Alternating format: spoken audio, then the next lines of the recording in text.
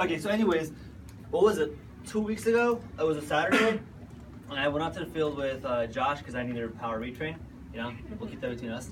I went on a power retrain on the field for Xfinity, and Paul did a prelim for me the day before. I believe I was in New York. I forget where I was, and it was Tim.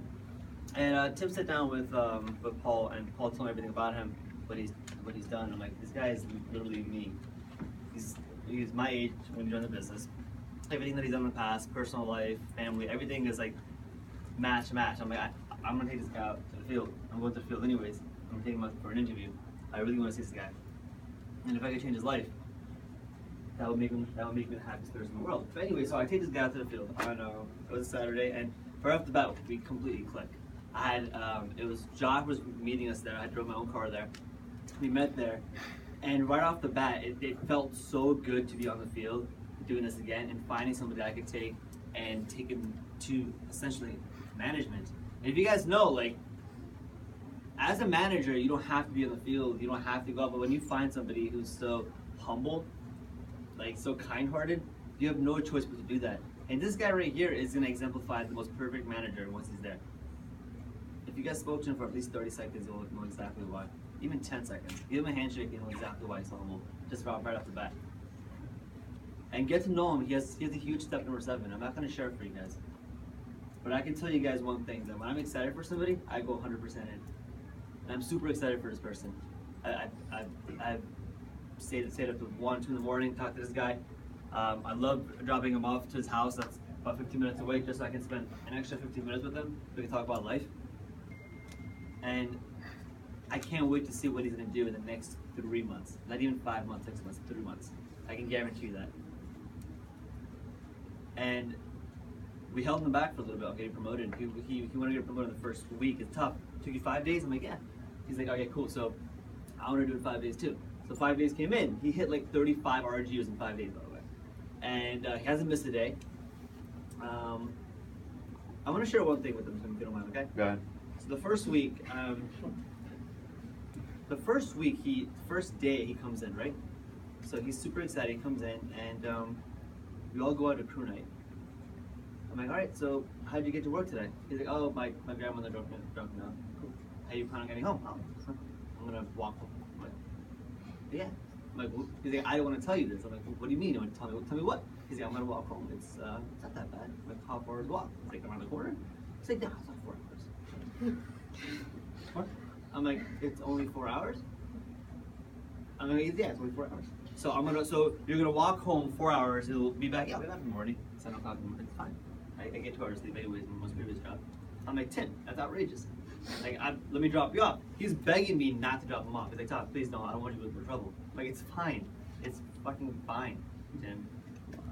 I'm sorry for the cursing, but do you know how much passion that takes? Just to say I'm gonna walk home 4 hours. This is why this guy's gonna make it in management in 3 to 4 months from now, guys. He's DFW, down for anything. Down for whatever, guys. He's willing to walk home to come into business the next day, hit the bell, by the way, go back home, hit the RGs, then tell me that he's not ready to get promoted because he wants to be the strongest corporate trainer in the office. I can talk forever for this guy, which I'm not. So, guys, can you guys just drop everything we have? And give this guy his moment. We're gonna promote Tim to corporate trainer today, guys.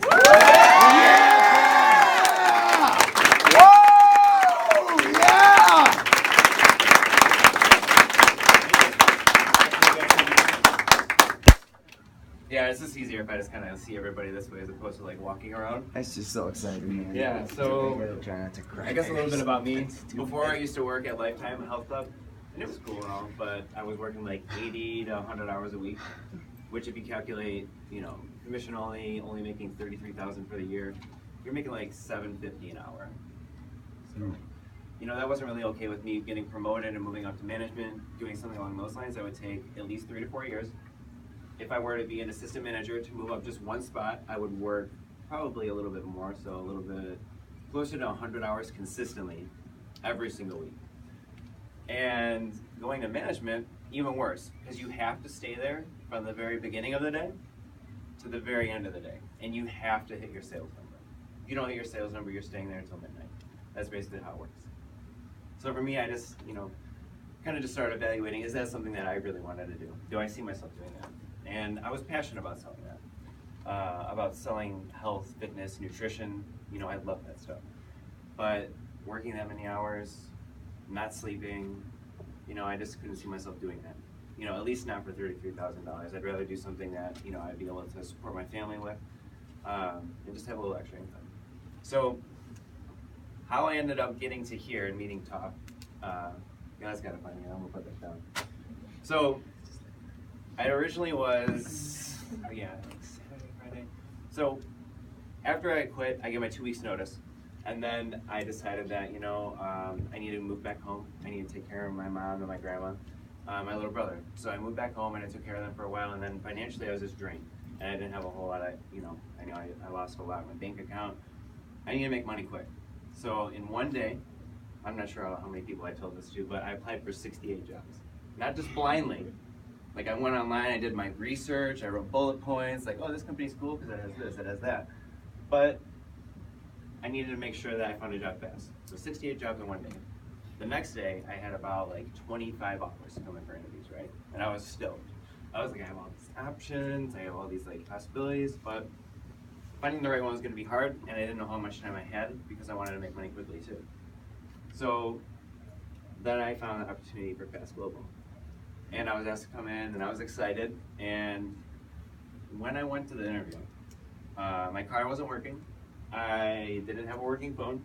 I had a sheet of paper with an address to come here, and that's it. So I got in the car and I started driving. I got on 83 and I missed the turn to Grand.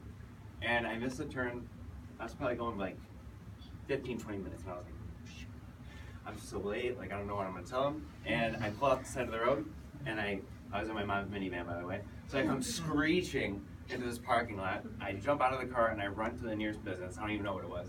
And I just waved through the window and like waved for them to come open the door. They open the door, I get to them and I'm just like, hey, excuse me, I'm really lost. I have no idea where I am, but I need to use your phone. It's like, cool. And they're like, yeah, like who the hell is this guy? And they let me come in. I made the phone call and I was like, oh, you know, this is Tim Sunder. I had to leave a voicemail, by the way. I'm gonna be really late. Actually, I'm not sure how late I'm gonna be, but I don't have a working phone. I have an address to where you're at, but I'm gonna make it in. So they gave me the address, you know, at the place I was at to get to here. And they printed out like a Google map. And that was good because I would have no idea how to get here. And then I go back the other way, and then I missed the turn again. And I'm like, oh my God, okay. So as I'm driving, I go to a gas station. I'm like, hey, excuse me, sir, do you know where Elmhurst is? What direction? And he's like, yep, it's that way. And I was like, okay, he's confident, he knows. I drove that way. And then I'm driving. I don't recognize anything, by the way. And then I'm like, this cannot be the right way.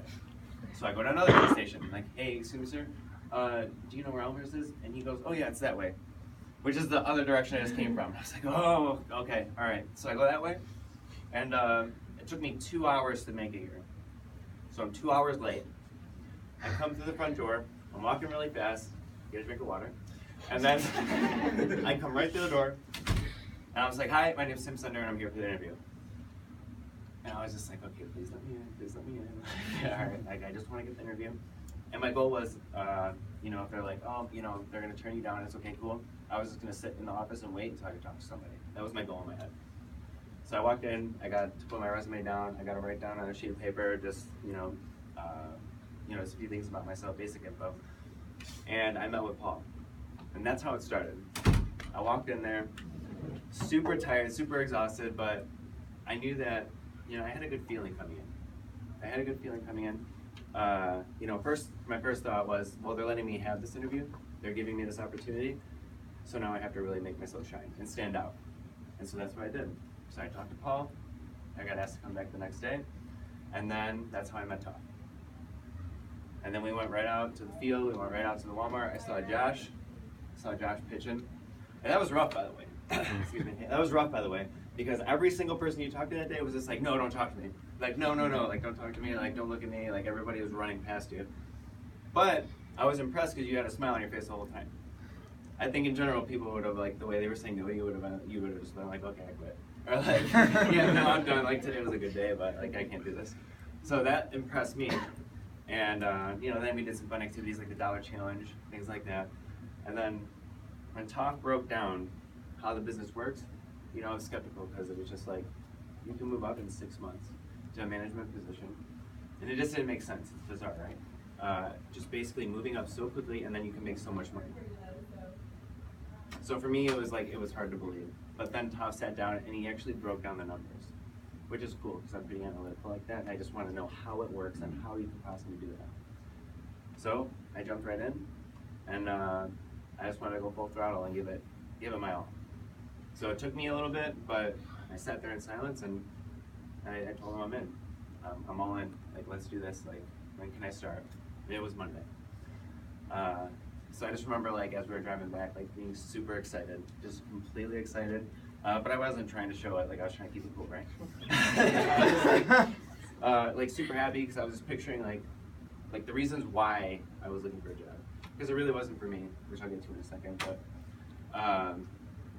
it was just like such an opportunity, and like how could I tempt it? And so I guess I want to say thank you right now, really quick, Toff. You know, just want to give that shout out.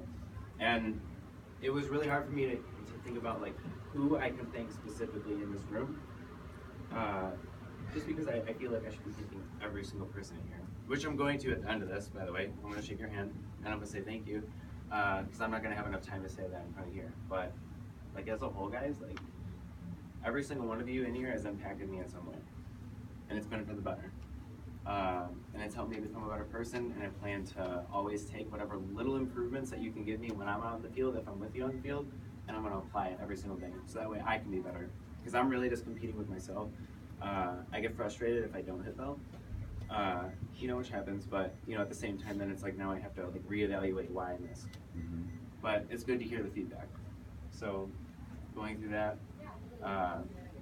yeah, that was huge. So yeah, thank you everybody, like every single one of you in this room. You know, for me, like new guys, new people, a couple things. The only thing I can say is just be persistent and always be willing to learn and hearing feedback. I think that's the biggest thing in order to grow as a person, in order to grow in the company, is just being willing to learn and being persistent to achieve whatever goal you're reaching, and write down your goals. So I think that's it, guys. You know, my why. I think a lot, like some of you might know my why, but I'm going to go in a little bit of detail of why I'm motivated to be here and why I'm motivated to move really quickly through the company. So about a year ago, I got a call from my mom, and she said that she's not doing really well, but she's stubborn and she didn't tell me what it was. So I went home and I talked to her, and she needs a surgery. So she's overweight, she's, you know, morbidly obese, but it's to the point now where she's losing circulation throughout her body. So like her legs, like her skin cells are dying and everything. So like it's just hard to watch her go through that. And my grandma take care of her too. She's 80 years old. She had a kidney transplant and she's on warfarin. So she has to be really careful. She bumps into anything, she'll like bleed or like bruise really easily. So I don't want her to have to try and take care of my mom. So I wanted to step up for them, take care of my grandma, my mom, and then my little brother. Now my little brother, he's autistic, and he just got accepted to a group home, which is great, which is basically somebody, like a staff member, helps out to take care of him, especially because, you know, I'm going to be at work, I can't take care of him right now. But I want to be able to financially support him. So whatever he needs, I can get him. Furniture, if he needs a new place to live, I'll pay for that. But that's been my biggest motivation, guys. It's really been family before myself. So that's it. Juice.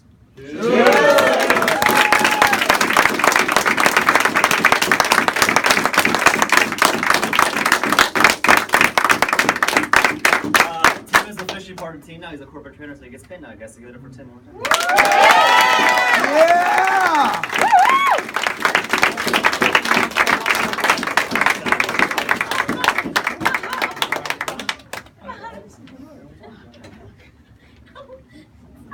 Fancy schmancy, huh? Give it up for Tim one more time, guys.